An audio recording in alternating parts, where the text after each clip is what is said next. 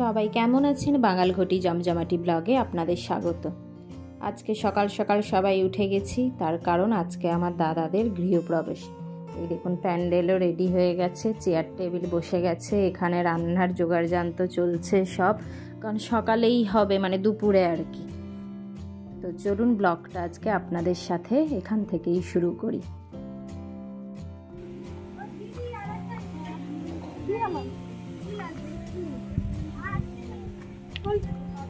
আমি ওর ঠাকুমাকে বলে রাখছিলাম এইটা কি এইটা কি আমি যখন আসছিলাম না কখন থেকে কোনো কাজ স্টার্ট করে দিয়েছে তোকে।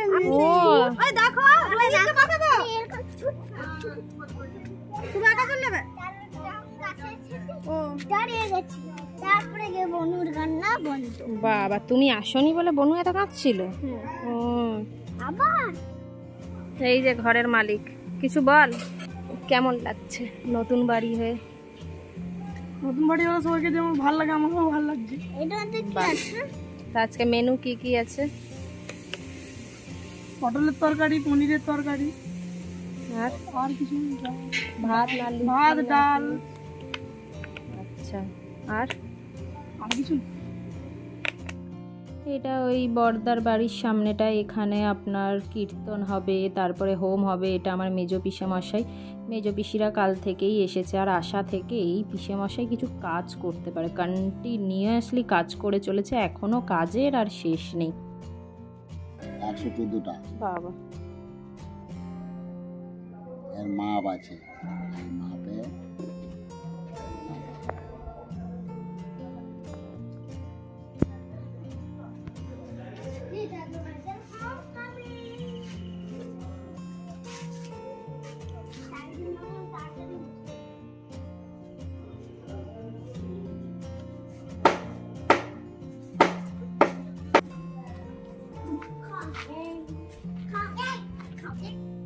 সবাই এবারে আমরা রেডি হয়ে গেছি, কারণ এইবারে গেস্টদের আসা স্টার্ট হয়ে যাবে।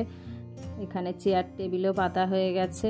তবে আজকে মানে ক্যাটারিং খাওয়ার করা হয়েছে, কিন্তু ক্যাটারিং করা হয়নি, তাই বাড়ির সব ছেলেরাই খাওয়ার দাওয়ার দেবে, তাই জন্য সবাই রেডি হচ্ছে। আমার মহারাজকে দেখুন না, একদম পাঞ্জাবি টাঞ্জাবি পরে রেডি।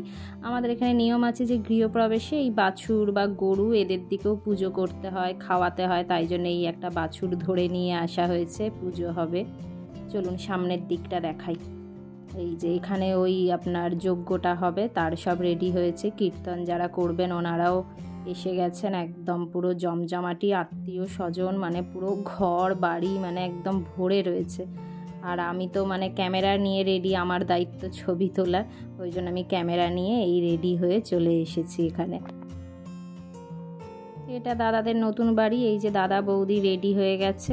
আমাদের এই গ্রামের যেটা দেশপুকুর বলা হয়, যারা গ্রামে থাকেন তারা জানবেন, ওখানে এখন ঘর ডোবাতে যাচ্ছে সবাই মিলে।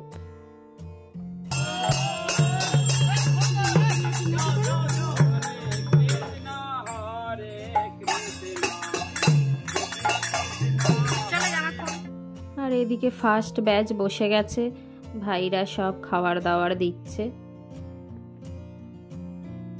অক্টোবরের শেষ, তাও এখানে এখনো কি গরম, মানে ফ্যান ছাড়া একটা সেকেন্ড থাকা যাচ্ছে না।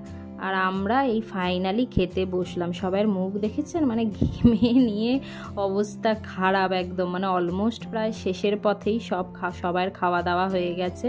আমরা বলতে গেলে প্রায় লাস্ট ব্যাচের দিকে এসে বসেছি, কারণ যা হয় বাড়ির লোকরা তো আর প্রথমে খেতে বসে গেলে হয় না, ছেলের খাওয়া হয়ে গেছে, এখনই আমরা বসেছি খেতে।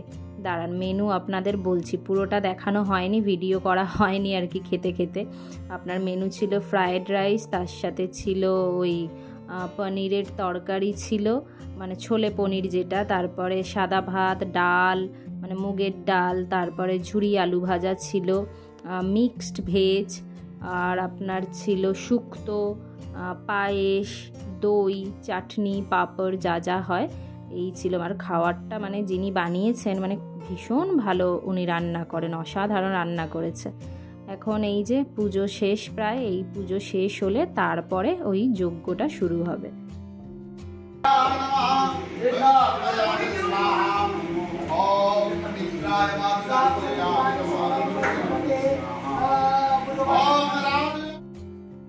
পুজো শেষ, এখন সবাই বসে গেছি এই যজ্ঞ দেখার জন্য।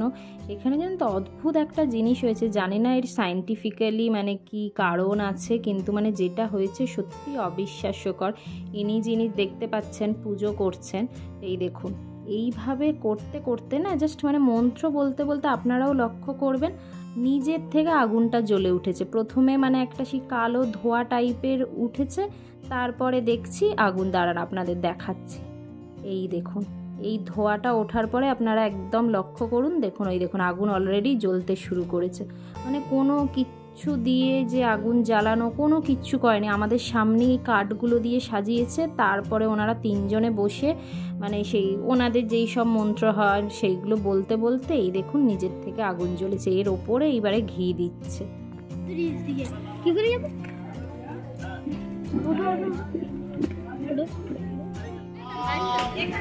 भगवज्जन्नाय स्वाहा भगवज्जन्नाय स्वाहा भगवज्जन्नाय स्वाहा भगवज्जन्नाय स्वाहा।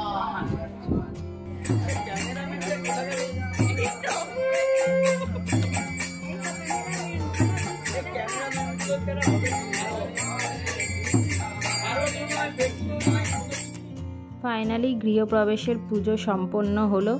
সবাই যারা বড়রা আছেন আশীর্বাদ করুন যেন আমার দাদারা একদম সুখে ভালোভাবে তার ফ্যামিলি নিয়ে থাকে, আর আপনারাও সবাই ভালো থাকুন, সুস্থ থাকুন। যদি এই ব্লগটা ভালো লেগে থাকে তো লাইক অ্যান্ড সাবস্ক্রাইব করতে ভুলবেন না।